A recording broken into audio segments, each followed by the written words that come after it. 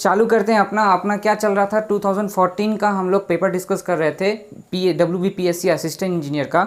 तो हम लोगों ने शायद 25 नंबर क्वेश्चन तक डिस्कस कर लिया था। जो हमारा लास्ट क्वेश्चन था 26 नंबर क्वेश्चन में क्या बोला है आपका बोला है if the time required for 50% consolidation of a remoulded sample of clay with single drainage in 1 minute. मतलब बोला है आपका U जो है वो कितना है 50% है। ओके, और टाइम दिया हुआ है T1 कितना 1 मिनट, राइट। उसके बाद क्या है then time required to consolidate the same sample of clay with same degree of consolidation with double drainage. यहाँ पे ड्रेनेज जो है वो D1 है, ओके, जो कि क्या है सिंगल ड्रेनेज है, ओके, सिंगल ड्रेनेज है। और हमारा जो नेक्स्ट पोर्शन बोला है उसमें क्या बोला है D2 डबल ड्रेनेज बोला है, okay, double drainage, right.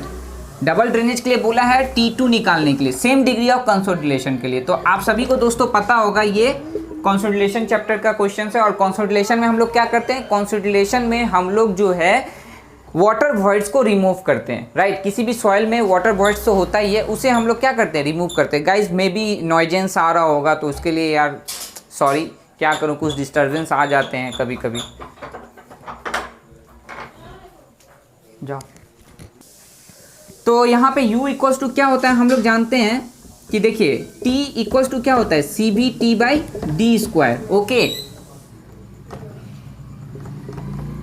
U जो है 50% कंसोलिडेशन के लिए टाइम फैक्टर क्या होता है हमारा, ओके। आपको एक चीज़ पता होगा T इक्वल्स टू क्या होता है π/4 एंड U परसेंटेज का होल स्क्वायर। तो यहाँ पे दोस्तों देखिए मैं आप लोगों को एक चीज़ बता देना चाहता हूँ कि दोनों ही केस में हमारा U का परसेंटेज जो है ना वो सेम है। कितना परसेंट है 50%। जो हमारा जो T आएगा वो फिक्स आएगा, ओके। मान लीजिए T को हम X मानते हैं तो दोनों ही केस में हमारा T जो है वो X आएगा। तो यहाँ पे देखिए X इक्वल्स टू क्या हो जाएगा CBT/D², ओके।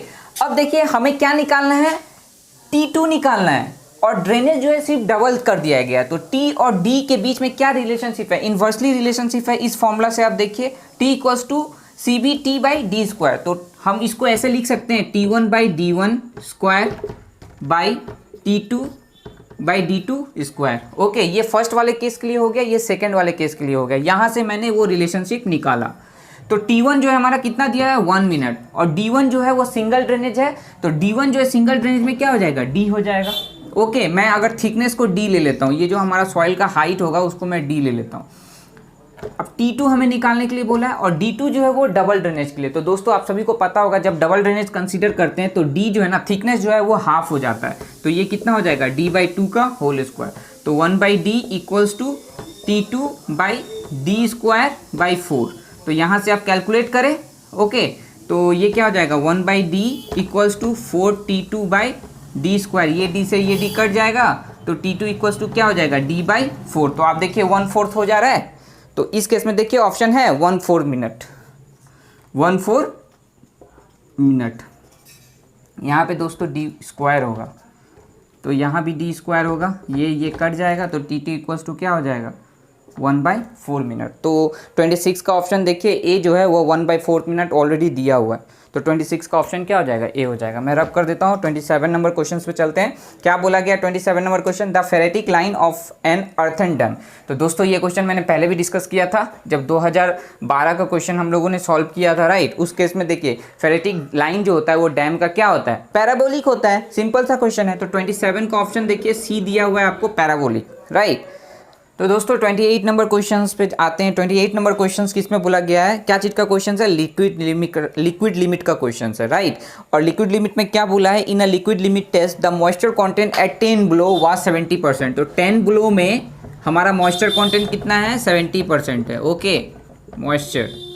सिमिलरली आपको बोला है कि 100 बिलो में 20% मॉइस्चर हो जाता है। तो liquid limit of the soil क्या होगा। तो दोस्तों liquid limit of the soil जो है ये जस्ट फॉर्मूला पे है कि IF इक्वल्स टू होता है W1 - W2 by log of N2/N1, जहाँ ये क्या है W1 मॉइस्चर कंटेंट है और N2 क्या है नंबर ऑफ ब्लो है। तो बस फॉर्मूला में आप पुट कर दीजिए 70% बाई -20% log ऑफ कितना है 100/10, ओके। ये N2 हो गया आपका सेकेंड केस में और ये N1 हो गया। ओके, तो यहाँ पे देखिए कितना हो जाएगा 50/10, तो log 10 हो जाएगा। log 10 कितना होता है 1 होता है, तो ये 50% हो जाएगा, राइट। तो आपका देखिए 28 का ऑप्शन जो बी है वो 50% दिया हुआ है। क्वेश्चन नंबर 29 पे चलते हैं। वो क्या बोला है, for a symmetrical trapezoidal section of an open channel flow. Open channel से क्वेश्चन है। तो दोस्तों आप लोग पैटर्न को देख के समझ में आ रहा होगा कि हम लोगों का किस टाइप का क्वेश्चन पीएससी में पूछ रहा है। मैंने 2012 का क्वेश्चन डिस्कस किया था, इससे प्रीवियस लेक्चर में भी मैंने ये बात बताया था कि आप लोग क्वेश्चन जैसे जैसे मैं सॉल्व करता हूँ, इसके साथ ये भी ध्यान दें कि पैटर्न किस तरह का बन रहा है। देखिए डैम से हमेशा कुछ ना कुछ क्वेश्चन आ रहा है फेरेटिक लाइन से रिलेटेड, या ओपन चैनल फ्लो से आपका अभी देखिए इकोनॉमिकल सेक्शन से आ रहा है। हम लोग का क्या बोलते हैं जियो टेक्नोलॉजी जो है हम लोगों का, जो सॉइल मैकेनिक्स या जियो टेक्निकल पोर्शन है, तो सॉइल मैकेनिक्स से बहुत सारे क्वेश्चंस आ रहे हैं लिक्विड लिमिट और ये सब पे, एटरबर्ग लिमिट पे। तो ये सब पोर्शन जो है ना आप लोग जरूर देख के जाओ, अच्छे से प्रिपेयर करो ताकि आप लोग कुछ अपना सिलेक्शन ले सको पीएससी में, राइट। तो 29 नंबर क्वेश्चंस में क्या बोला है, for a best symmetrical trapezoidal section of an open channel with a given area of section and side slope. देखो ये हमारा ट्रेपेजॉइडल सेक्शन है, ओके। इस केस में क्या बोला है कि which one of the following, तो इस केस में देखो हमारा इकोनॉमिकल सेक्शन क्या होता है ट्रेपेजॉइडल के केस में। इकोनॉमिकल सेक्शन कब होगा, जब हमारा जो है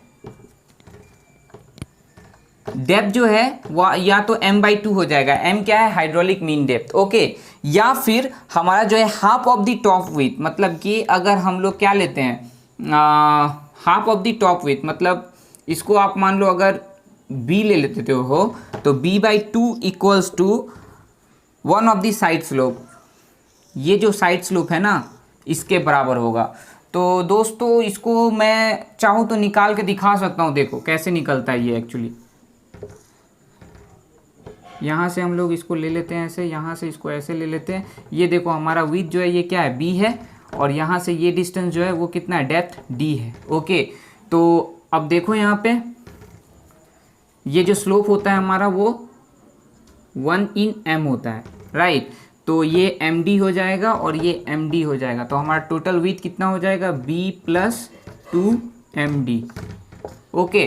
तो देखो इसको मैं जब करूँगा तो b+2md/2 equals to 1 of the sloping side, और इस सेक्शन को निकालेंगे जब तो कितना होगा, ये तो d है क्योंकि ये d है तो ये भी d है, तो ये देखो इस तरह का बन रहा है, ये d है और ये md है, तो हमें ये डिस्टेंस निकालना है। तो क्या हो जाएगा d² + m² d², Pythagoras theorem से d² में कॉमन लेता हूँ तो m² + 1, d² में कॉमन लेता हूँ तो m² + 1, तो यहाँ से क्या हो जाएगा d × m² + 1, तो 1 ऑफ द स्लोपिंग साइड कितना हो जाएगा d × m² + 1।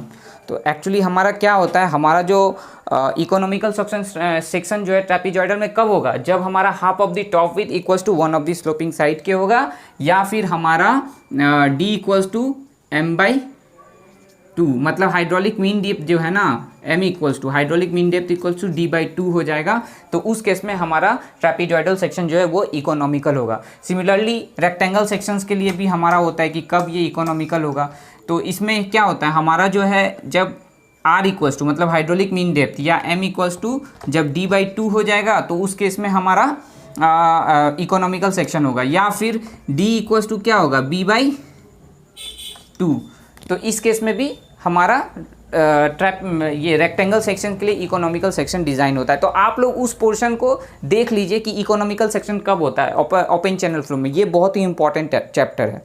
Okay, question number 13 देखिए क्या बोला है, hydrograph is a plot of. तो लास्ट वीडियो में भी हम लोगों ने इस क्वेश्चन को डिस्कस किया था कि हाइड्रोग्राफ किसके किसके बीच में प्लॉट होता है, ये टाइम वर्सेस स्ट्रीम फ्लो होता है। तो क्वेश्चन नंबर 30 का ऑप्शन जो है वो क्या हो जाएगा, सी हो जाएगा। ओके, क्वेश्चन नंबर 31 में क्या बोला गया है, ये वर्टिकल कर्व का क्वेश्चन है, हाईवे से क्वेश्चन किया गया है। इसमें क्या बोला है, इफ एन अपग्रेड ऑफ 1.25%, मतलब अपग्रेड स्लोप है जो कि क्या है, मान लीजिए मैं इसको n1 लेता हूँ 1.5% और n2 कितना दिया हुआ है 0.5%। ओके, जिसमें बोला क्या rate of change of grade जो है, rate of change of grade वो कितना परसेंट दिया हुआ है 0.2% पर 20 मीटर चेन, राइट। तो आप देखो दोस्तों वर्टिकल कर्व है तो हमें पहले इन दोनों का देखो अपवर्ड वर्टिकल कर्व में क्या है, जो हमारा अपग्रेड कर्व का परसेंटेज है वो कितना 1.5 और ये डाउनग्रेड है, तो हमें पहले इसका इक्विवेलेंट निकालना है। तो वो कैसे निकालेंगे,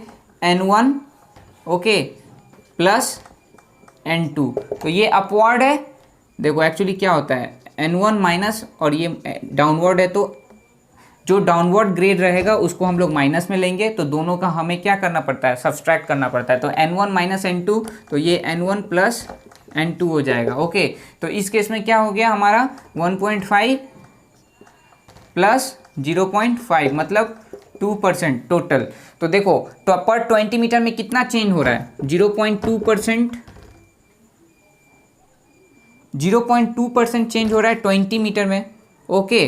तो 1% में कितना होगा 20/0.2, और हमारा टोटल परसेंटेज कितना आया है 2%। तो 20 मतलब मैं यूनिटरी मेथड लगा रहा हूँ ओके 2, तो ये कट के कितना हो जाएगा 10, 2 कट गया तो ये 200 मीटर आ जाएगा। मतलब हमारा अब जो ग्रेडियंट है वो 2% के लिए कितना मीटर पे होगा, अगर 0.2% ग्रेडियंट चेंज हो रहा है 20 मीटर के लिए, तो 2% ग्रेडियंट चेंज होगा 200 मीटर के लिए। तो आप देखिए ऑप्शन जो है 31 का बी 200 आंसर दिया गया है, तो 31 का ऑप्शन क्या हो जाएगा, बी हो जाएगा राइट।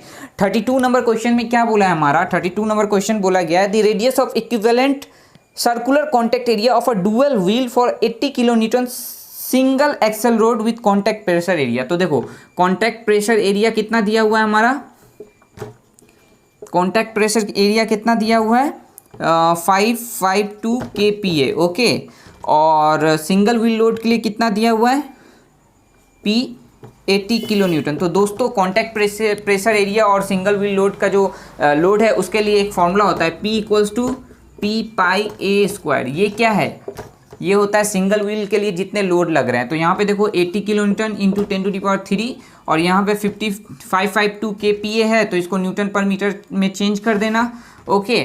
और यहाँ पे क्या हो जाएगा पाई इंटू ए, देखो कॉन्टैक्ट एरिया आपको निकालने के लिए बोला है, तो ए = जब यहाँ से निकालेंगे ना तो देखना आपको 107 mm आंसर आएगा। मैं कैलकुलेट नहीं कर रहा हूँ ओके, आप लोग कर लेना इसको, फॉर्मूला यही है, ये फिर 552 kPa में है, इसको आपको न्यूटन में, ये मिलीमीटर में ओके, और ये किलो न्यूटन में। तो आपको देखिए आंसर जो है ना वो किस में, मिलीमीटर में आएगा। तो kPa को पहले मीटर में कन्वर्ट करना है और वहाँ से फिर आपको मिलीमीटर में कन्वर्ट करके आप देखेंगे कि 107 आ रहा है राइट। तो इस केस में हमारा ऑप्शन जो है 32 का बी हो जाएगा। फॉर्मूला यही है, आप लोग एक बार चेक कर लेना ओके। 33 नंबर क्वेश्चन देखिए क्या बोला, minimum value of Marshall stability. तो मार्शल स्टेबिलिटी के लिए जो हम लोग मिनिमम वैल्यू लेते हैं वो कितना लेते हैं 570 kg होता है। तो हमारा 33 का ऑप्शन क्या हो जाएगा, बी हो जाएगा। तो दोस्तों आई होप आप लोगों को अच्छा लग रहा होगा वीडियो। अगर हमारा वीडियो अच्छा लग रहा है तो उसे लाइक कर दीजिए और हमारे चैनल को सब्सक्राइब कर दीजिए, ताकि हम लोग आपको जब भी अपडेट दें हमारे चैनल पे नया वीडियो आए तो आप तक जल्द से जल्द हमारा वीडियो पहले पहुँचे, सबसे पहले राइट। 34 नंबर क्वेश्चन देखो क्या बोला, which of the following type of sleeper is preferred. तो दोस्तों देखो एक्चुअली अभी तो हमारा कंक्रीट स्लीपर ही होता है राइट, प्री स्ट्रेस कंक्रीट का बना होता है वो, तो वही हम लोग यूज़ करते हैं। पर क्वेश्चंस में दोनों ही हैं, कंक्रीट स्लीपर भी है और वुडन स्लीपर भी है। पर यहाँ पे ये होना चाहिए कि जॉइंट के लिए, एक्चुअली ये क्वेश्चन जो है टाइप ऑफ स्लीपर आगे जो है अधूरा, यहाँ पे मेरे पास जो क्वेश्चन पेपर इसमें पूरा क्वेश्चन नहीं आया है, मैंने इसे सर्च किया था, तो ये जॉइंट एक्चुअली पूरा क्वेश्चन जो है वो जॉइंट के लिए, which of the following type of sleeper is preferred for joint. तो जॉइंट के लिए जो है वुडन स्लीपर यूज़ किया जाता है। तो दोस्तों 34 का ऑप्शन जो है वो 34 का ऑप्शन जो है वो सी हो जाएगा, वुडन स्लीपर। देखिए आपका ऑप्शन वुडन स्लीपर दिया गया है राइट। 35 नंबर क्वेश्चंस पे आते हैं। 35 नंबर क्वेश्चंस क्या है, minimum frequency of field density test for compaction control. तो देखो अगर हमारा फ्रीक्वेंसी जो है ना वो 1/500 होता है कॉम्पैक्शन के लिए, कॉम्पैक्शन जो टेस्ट करते हैं अर्थ मास के लिए, अर्थवर्क के लिए, तो उसमें जो हमारा फ्रीक्वेंसी होता है वो 1/500 मीटर क्यूब यूज़ करते हैं। तो 35 का जो ऑप्शन होगा वो सी हो जाएगा, 1/500 okay. An isochrone is a line on map basin map. 36 number question जो है वो बोला गया है an isochrone is a line on basin map. तो आइसोक्रोन क्या होता है, इसका देखिए यहाँ पे बताया गया आपको, joining rain gauge station having equal rainfall duration. तो आइसोक्रोन जो है वो ऐसा बेसिन मैप होता है यहाँ पे दोस्तों 36 का ऑप्शन जो है ना वो ये हो जाएगा, मैं बता रहा हूँ आपको। देखिए, joining point having equal rainfall depth in given है, joining point having equal surface run off a catchment joining run equal distance. तो देखो क्वेश्चन 36 का ऑप्शन जो सी है, isochrone line is a line on basin map having joining point equal time of travel of surface run up in a catchment outlet. तो 36 का option जो है वो सी हो जाएगा। ओके, सरफेस रन अप जो है वो इक्वल होता है हर एक टाइम ट्रेवल में, तो उसको बोलते हैं आइसोक्रोन। 37 नंबर क्वेश्चन देखिए यहाँ पे क्या बोला है, the maximum value of centrifugal ratio on road and railway. तो रोड पे जो हम लोग सेंट्रीफ्यूगल रेशियो लेते हैं रोड पे, कितना नंबर क्वेश्चन है, 37 नंबर क्वेश्चन, वो कितना लेते हैं 1/4 लेते हैं, और रेलवे के लिए कितना लेते हैं 1/8। तो देखो 37 का ऑप्शन जो है वो सी हो जाएगा, रोड के लिए 1/4 और रेलवे के लिए 1/8। ओके, क्वेश्चन नंबर 38 बहुत इंपॉर्टेंट है, मैं इसे थोड़ा अच्छे से बताता हूँ। क्वेश्चन नंबर 38 क्या बोला गया है, देखिए, if the coefficient of permeability and the percolation of a soil. तो दोस्तों मैं आपको बता देता हूँ कि पर्कुलेशन ऑफ सॉइल और कोफिशिएंट ऑफ परमिएबिलिटी में एक रिलेशनशिप होता है कि पोरोसिटी इक्वल्स टू होता है हमारा, पोरोसिटी को हम लोग एन से रिप्रेजेंट करते हैं कि percolation by permeability. Okay, percolation by permeability. तो आप यहाँ पे देखिए, आपको n इक्वल्स टू क्या है, पोरोसिटी है, तो n इक्वल्स टू पोरोसिटी है। यहाँ पे देखिए परमिएबिलिटी और पर्कुलेशन आपको दिया हुआ है, पर्कुलेशन कितना दिया हुआ है दोस्तों, इसको उल्टा कर लीजिए, यहाँ पे परमिएबिलिटी होगा, परमिएबिलिटी बाय पर्कुलेशन। ओके, तो परमिएबिलिटी कितना है 1 × 10⁻³ और पर्कुलेशन कितना है 2 × 10⁻³ तो इसको काटेंगे तो ये कितना आ जाएगा, हाफ। अब दोस्तों आपको क्या पूछा गया है, वॉइड रेशियो पूछा गया है, तो वॉइड रेशियो इक्वल्स टू क्या होता है, n/n-1, राइट, 1 - n।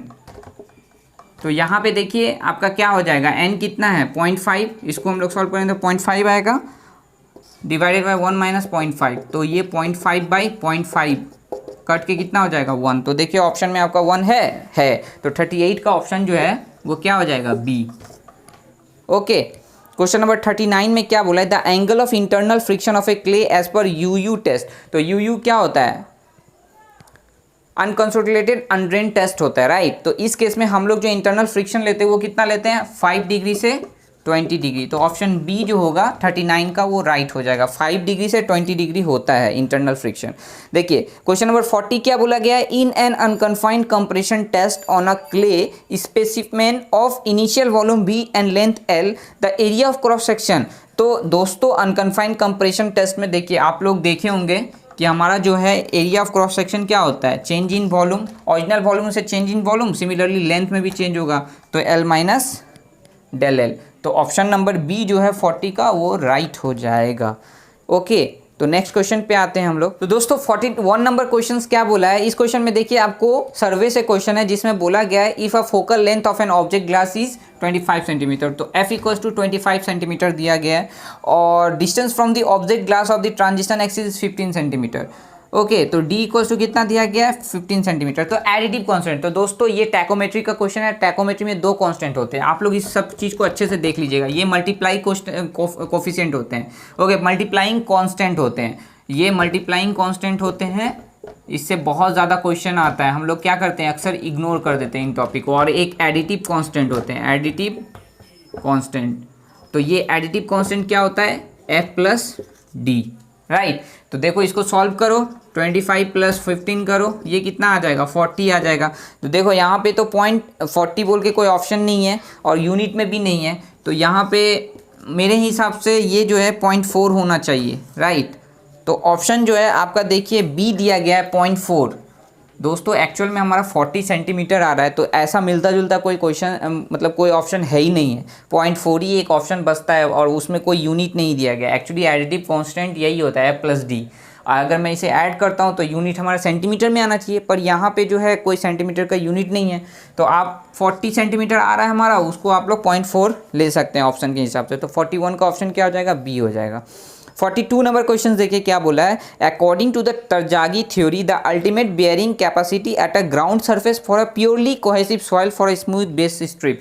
तो दोस्तों हमारा अल्टीमेट बियरिंग कैपेसिटी जो है पूछा है किसके लिए, प्योरली कोहेसिव सॉइल के लिए। तो देखो दोस्तों क्यू यू इक्वल्स टू क्या होता है, C N C plus sigma dash N Q plus 0.5 N gamma B gamma. ये तो हमारे इंजीनियरिंग का सबसे इम्पॉर्टेंट टॉपिक है, सॉइल मैकेनिक्स का, फाउंडेशन से रिलेटेड है और ये सब इंजीनियर्स को पता होता है, सिविल इंजीनियरिंग को। तरजागी जानते हो ना, तरजागी जो है हमारे सॉइल के क्या है, फादर है, राइट। तो देखो यहाँ पे हमारा क्या बोला गया है कि क्ले सॉइल बोला गया है। तो क्ले सॉइल के लिए आप सभी को पता है फाई इक्वल्स टू क्या होता है, 0 होता है, राइट। तो फाई इक्वल्स टू 0 में हमारा जो है एनसी का वैल्यू जो होता है ना, एनसी वो 5.7 होता है। तो यहाँ पे 5.7 सी प्लस और एन क्यू जो होता है ना वो 1 होता है, ओके। और एन गामा जो होता है वो 0 होता है। तो ये टर्म तो हमारा 0 हो गया और एन क्यू 1 हो गया। तो सिग्मा डैश एन क्यू 1 हो गया। और सिग्मा डैश क्या होता है, ये जो होता है हमारा सॉइल प्रेशर के वजह से जो स्ट्रेस आता है। तो ये हो जाएगा गामा डी और ये 5.7 सी। तो क्यू यू इक्वल्स टू कितना हो गया, 5.7 सी। पर दोस्तों यहाँ पे क्या पूछा है आपसे, अल्टीमेट बियरिंग कैपेसिटी पूछा है, right, at a ground surface. तो अल्टीमेट बियरिंग कैपेसिटी, तो क्वेश्चन के हिसाब से तो आपको for a smooth base strip the ultimate bearing capacity Terzaghi के हिसाब से तो दोस्तों 5.7 सी होना चाहिए, पर प्लस गामा डी यहाँ पे नहीं दिया गया है। तो उन्होंने क्या किया है, नेट अल्टीमेट बियरिंग कैपेसिटी निकाल लिया है। देखो अल्टीमेट बियरिंग कैपेसिटी हमारा यही आएगा, ओके। और अगर हम लोग नेट अल्टीमेट बियरिंग कैपेसिटी निकालते हैं तो हमारा क्या हो जाएगा, 5.7 C plus gamma D minus gamma D, okay. तो ये कट जाएगा तो हमारा 5.7 सी होगा। तो ऑप्शन में दोस्तों यही आंसर है, हालांकि हमारा ये होना चाहिए, पर ऑप्शन में 5.7 सी आंसर है। तो मैं तो फिर इसी को मानूंगा। तो 42 का ऑप्शन जो है वो सी हो जाएगा, 5.7 सी, राइट। हमारा नेक्स्ट क्वेश्चन देखिए क्या बोला गया 43 का, the porosity and a specific gravity of a soil of sand laying below a masonry dam of 40%। तो आपको क्या दिया गया है 43 में, पोरोसिटी दिया गया, एन इक्वल्स टू 40% दिया गया है और जी इक्वल्स टू कितना दिया गया है 2.67। तो maximum permissible upward gradient with a factor of safety 4। तो आपको अपवर्ड ग्रेडियंट निकालना है, राइट। तो आई इक्वल्स टू क्या होता है, जी माइनस 1/1 प्लस ई, ओके। तो एन इक्वल्स टू 40% दिया है तो ई इक्वल्स टू क्या होगा, n/1 माइनस एन। तो 0.4/1 माइनस 0.4, तो देखो 0.4/0.6 हो जाएगा, राइट। और यहाँ पे इसको जब सॉल्व करेंगे तो 2 2 जा 4 2 3 2/3 आ जाएगा। अब यहाँ पुट कर दो 2.67 माइनस 1/1 प्लस 2/3, ओके। तो ये कितना होगा 1.67 और इसको सॉल्व करेंगे तो 1.67 के अप्रॉक्स आएगा। तो हमारा आंसर क्या आ रहा है 1। पर यहाँ पे सबसे बड़ी बात है with a factor of safety बोला है। तो आई इक्वल्स टू जो हम लोग निकालते हैं ना वो ओरिजिनल क्या पूछा गया आपको, मैक्सिमम परमिसिबल अपवर्ड ग्रेडियंट। तो आई मैक्स जो निकालते हैं ना वो आई सी, इसको सी बोलते हैं, आई सी बाई एफ ओ एस होता है। तो आई सी 1 आया और फैक्टर ऑफ सेफ्टी कितना है 4। तो इसको जब सॉल्व करेंगे तो 2.5 आएगा, 0.25। तो देखिए 43 का ऑप्शन जो है वो ए 0.25 आंसर होगा। दोस्तों ये आईसी जो है वो क्या है, क्रिटिकल ग्रेडियंट। आप सभी को तो बॉइलिंग का केस पता ही होगा, जो हमारा क्या होता है सैंड जो है वो क्या होता है, हमारा सैंड जो है वो फेल कर जाता है, जिसको बॉइलिंग भी बोलते हैं। तो उस केस में आईसी का फॉर्मूला जो है वो G-1/1 प्लस ई। उस केस में हमारा क्या है, टोटल स्ट्रेस जो है, जो इफेक्टिव स्ट्रेस होता है वो 0 हो जाता है। इस केस में वो सैंड के केस में ही होता है, लूज सैंड के केस में। तो IC equals to G-1/1 plus E आया। यहाँ से क्रिटिकल हाइड्रोलिक ग्रेडियंट मैंने निकाल लिया। और आई मैक्स जो होता है ना वो हमारा क्या होता है IC/FOS, फैक्टर ऑफ सेफ्टी। तो यहाँ से फॉर्मूला पुट करके मैंने देखा 0.25 आ रहा है। तो हमारा 43 का ऑप्शन क्या हो जाएगा, ए हो जाएगा, ओके। 44 क्वेश्चन क्या बोला है, the specific yield of a soil depend. तो दोस्तों ये स्पेसिफिक यील्ड, स्पेसिफिक रिटेंशन और स्पेसिफिक कुछ और था, स्पेसिफिक रिटेंशन, स्पेसिफिक कैपेसिटी और स्पेसिफिक यील्ड। ये 3 टर्म मैंने पिछले वीडियो में बोला था कि आप लोग देखना, बहुत इंपॉर्टेंट टर्म है। देखिए इस बार भी सेम स्पेसिफिक यील्ड से क्वेश्चन आ गया। बोला है किस पे डिपेंड करता है, कंपैक्शन ऑफ स्ट्रेटम, हाँ बिल्कुल करता है। डिस्ट्रीब्यूशन ऑफ पोर्स, हाँ उस पर भी करता है।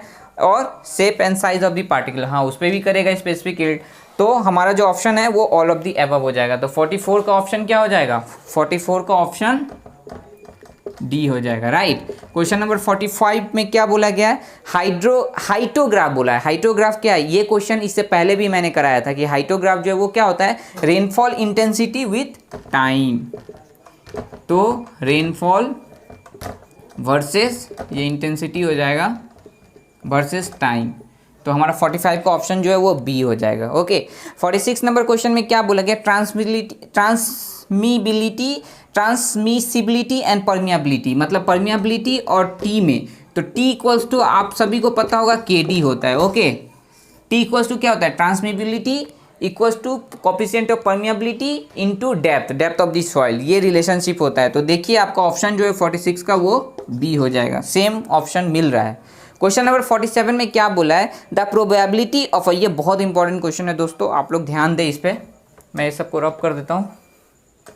क्वेश्चन नंबर 47 में बोला है the probability of a 10 centimetre rainfall in 1 hour occurring at a station B is found to be 160, मतलब 10 सेंटीमीटर रेनफॉल 1 आवर में ऑकरिंग हुआ है, जिसका प्रोबेबिलिटी वो लोग कितना पाया, 1 in 60। तो what is the probability that a 1 hour rainfall of magnitude 10 centimetre और larger will be occur in B station in 30 years. तो बोला 30 ईयर्स में क्या प्रोबेबिलिटी है कि या तो वो एक बार आए या फिर वो एक बार से ज़्यादा अकर हो, इस तरह का रेनफॉल। तो दोस्तों हम लोग इसको क्या करेंगे, P इक्वल्स टू 1/60 है, तो Q इक्वल्स टू क्या हो जाएगा, 1/1 माइनस 1/60, तो ये 59/60 हो जाएगा। तो दोस्तों हम लोग करना क्या इस कंसेप्ट में कि हम लोग पहले ये मानेंगे कि हमारा जो रेनफॉल है वो 0 टाइम अकर हुआ है। ओके, 30 ईयर्स में 0 टाइम अकर हुआ है, और उसके बाद क्या करेंगे, 1 माइनस कर देंगे। तो 1 माइनस करने से क्या हो जाएगा कि 0 टाइम उस 1 से माइनस हो रहा है, क्योंकि टोटल प्रोबेबिलिटी 1 हो रहा है। तो 0 टाइम का प्रोबेबिलिटी निकालने से अगर हम 1 से माइनस कर लेते हैं, इसका मतलब क्या है, 0 को छोड़ के बाकी जितना भी है वो क्या है, या तो एक बार हुआ होगा या एक बार से ज़्यादा अकर हुआ होगा ये रेनफॉल। तो वही चीज़ मैं यहाँ पे करने वाला हूँ, NC0 P to the power 0 Q to the power n-0। Okay, तो 30 C0 P कितना है 1/60 का पावर 0, Q कितना है 59/60 टू दी पावर ये कितना हो जाएगा 30 हो जाएगा। ओके, तो ये 1 हो जाएगा, ये भी 1 हो जाएगा, और इसको जब सॉल्व करेंगे आप तो ये 59/60 ही मैं रहने देता हूँ, राइट। अब क्या है, हमारा प्रोबेबिलिटी चाहिए, probability having 10 centimetre rainfall occur in 1 times और ग्रेटर देन 1 इक्वल्स टू क्या होगा, 1 माइनस 59/60 टू दी पावर 30। तो जब इसको कैलकुलेटर में पुट करके आप देखेंगे तो आपका ऑप्शन जो है वो क्या आएगा,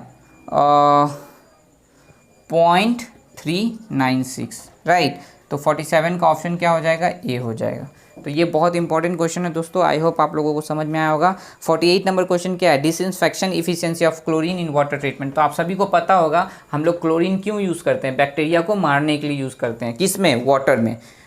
ओके, आप लोग स्टेशन पे गए होंगे तो आपको वाटर जो है अजीब टाइप का स्मेल लगता है उसमें। स्टेशन के अक्सर रेलवे स्टेशन प्लेटफॉर्म के जो वाटर होता है उसमें क्या होता है, ब्लीचिंग पाउडर या क्लोरीन मिलाया जाता है, तो वो स्मेल इसी वजह से होता है। तो उस केस में क्या है, डिसइंफेक्शन इफिशिएंसी रिड्यूस करता है, कब, अगर हमारा पीएच ज़्यादा होगा। अगर पीएच वैल्यू को इंक्रीज़ करेंगे तो इफिशिएंसी उतना कम होगा। तो इसीलिए हमें क्या करना है, एक पीएच वैल्यू को मेंटेन करना पड़ता है, राइट, इफिशिएंसी को बढ़ाने के लिए, डिसइंफेक्शन इफिशिएंसी को। तो 48 का ऑप्शन नंबर क्या हो जाएगा, डी हो जाएगा, राइट। 49 नंबर क्वेश्चन में क्या बोला गया, eutrophication in water bodies are cause due to presence of high level. तो यूट्रोफिकेशन जो होता है वो एक ऐसा प्रोसेस होता है कि जिसमें क्या होता है कि हमारा जो वाटर बॉडीज है ना वो पूरे ही एक तरह के पेड़ होते हैं, उससे क्या होता है, ढक जाता है, जिससे क्या होता है कि हमारे जो वाटर बॉडीज़ में जो भी फिश वगैरह है उनको सनलाइट या ऑक्सीजन नहीं मिल पाता है, राइट। 4 ppm का चाहिए ऑक्सीजन। तो यूट्रोफिकेशन एक ऐसा प्रोसेस है जिससे हार्मफुल होता है, उसे ऑक्सीजन सफिशिएंट ऑक्सीजन सप्लाई नहीं मिल पाते हैं हमारे जो भी वाटर बॉडीज़ एनिमल है। तो ये क्यों होता है, ये इसलिए होता है ताकि हमारा जो वाटर बॉडीज़ है उसमें नाइट्रोजन और फॉस्फोरस का मात्रा बढ़ जाए। तो 49 का ऑप्शन ए है, नाइट्रोजन। बहुत इंपॉर्टेंट क्वेश्चन है दोस्तों, यूट्रोफिकेशन हमेशा एग्जाम में रिपीट होता है ये क्वेश्चन, इन्वायरमेंट से, फॉस्फोरस के बढ़ने से होता है। क्वेश्चन नंबर 50 देखिए क्या बोला गया। क्वेश्चन नंबर 50 में बोला है Froude number is, Froude number भी हम लोगों ने डिस्कस किया था। फ्राउड नंबर क्या होता है?